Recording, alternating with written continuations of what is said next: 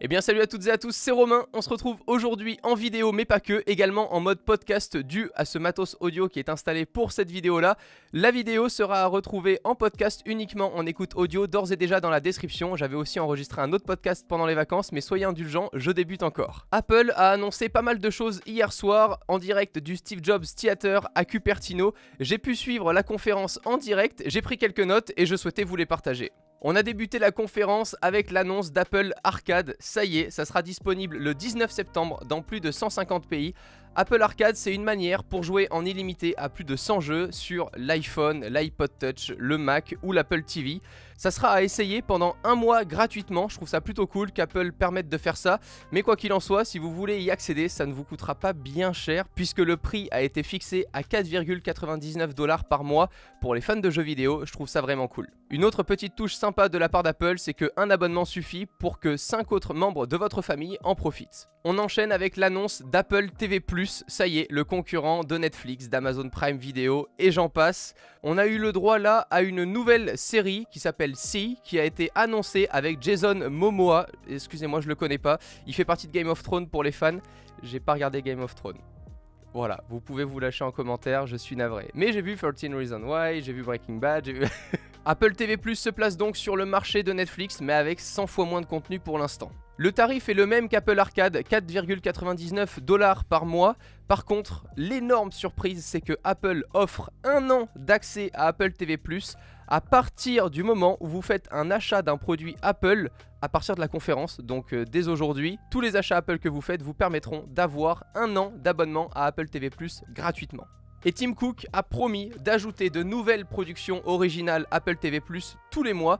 Je suis donc impatient de voir ce que ça donne, et peut-être que dans 5 ans, on pourra réellement rivaliser avec le catalogue de Netflix. Une annonce à laquelle personnellement je ne m'y attendais pas du tout. Un iPad à moins de 400€, 10,2 pouces, une dalle Retina Display, elle est plus lumineuse que l'ancienne dalle. Une puce A10X Fusion, c'est le même processeur que l'iPad Pro de deuxième génération lancé en 2017. Autonomie de 10 heures annoncée, je pense que c'est là l'outil parfait si vous voulez avoir un produit qui vous coûte pas très cher pour pouvoir regarder toutes vos séries hors ligne dans la plupart des voyages que vous faites. Perso, c'est comme ça que j'utilise encore mon iPad mini. Par contre, pas de Face ID sur ce modèle, des bords plutôt larges, mais le Touch ID reste intégré. Bon, vu le prix, c'est normal de faire des concessions. Cet iPad est tout de même compatible avec l'Apple Pencil et peut être connecté à un Smart Keyboard, plutôt pratique. Dispo le 30 septembre à 389€ avec 32 Go.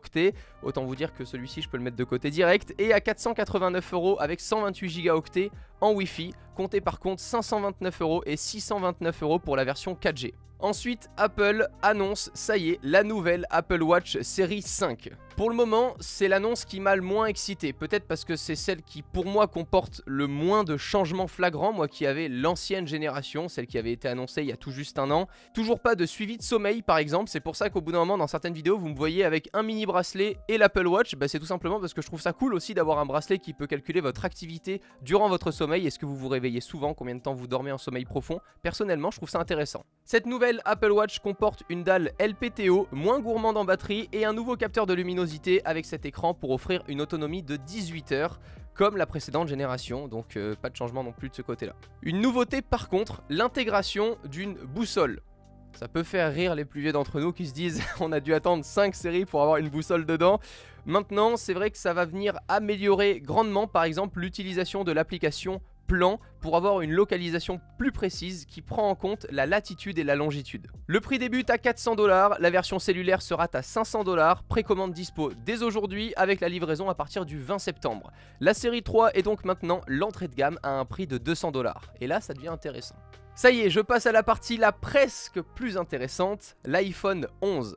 Le successeur de l'iPhone XR. Un écran LCD de 6,1 pouces, un objectif avant de 12 millions de pixels avec une nouvelle fonctionnalité puisque en plus de pouvoir enregistrer en 4K, il comporte un mode slow motion qu'ils ont appelé je crois slow fizz, c'est l'un des pires mots que j'ai entendu aussi de ma vie, Léo Duff me l'a confirmé également. Une puce A13 Bionic sera intégrée, 1 heure d'autonomie en plus par rapport à l'iPhone XR car oui vous l'avez compris comme je l'ai dit, cet iPhone succède à l'entrée de gamme d'Apple. Deux capteurs photo à l'arrière, un de 12 millions de pixels avec une ouverture de 1.8 et un ultra grand angle de 13 mm de 12 millions de pixels également qui ouvre à 2.4. Je trouve ça top que Apple se mette enfin aux multi-objectifs. L'iPhone 11 64 Go débute à 809 €, le 128 Go à 859 € et le 256 Go à 979 €. Place maintenant, ça y est, à la présentation qui m'a le plus hypé évidemment puisque j'adore aujourd'hui être sous iOS, donc je suis toujours impatient de voir ce qui sort ensuite.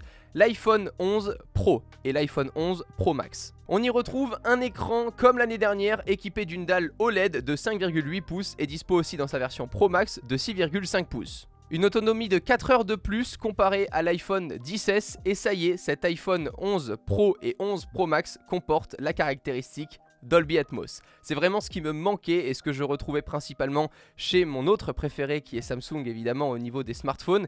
Il y a des choses comme ça qui me manquaient et je suis très content que ça y est Apple fasse le pas là-dessus sur le multi-objectif et sur le Dolby Atmos. Pour ceux et celles qui ne le savent pas, le Dolby Atmos ça va nous permettre d'avoir une spatialisation du son beaucoup mieux définie, ce qui fait que quand tu auras ton téléphone face à toi, tu auras vraiment l'impression d'avoir des bruits qui viennent de part et d'autre de ta tête. C'est plutôt sympa considérant maintenant toutes les séries sur Netflix qui sont dispo en Dolby Atmos. L'iPhone 11 Pro en 64 Go débute à 1159 € et va jusqu'à 1559 € pour la version 512 Go. Maintenant, attardons-nous un petit peu plus sur cet iPhone 11 Pro Max qui ne comporte pas 2 mais 3 objectifs à l'arrière. Ça y est, en plus des 2 précédents objectifs présents sur l'iPhone 11, celui-ci dispose d'un 3e objectif avec une focale de 52 mm de 12 millions de pixels et qui ouvre à 2.4.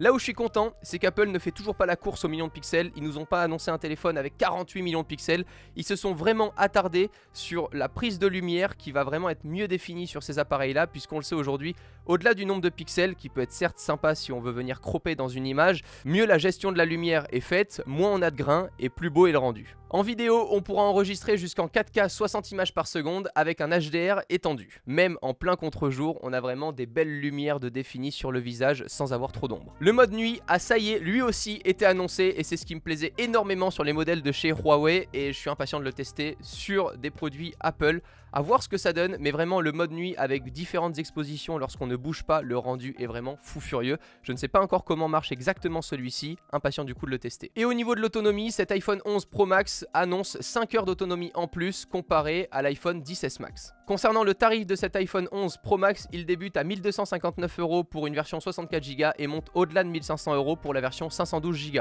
Personnellement, avec le cloud, si tu as déjà 64 Go, c'est déjà très bien.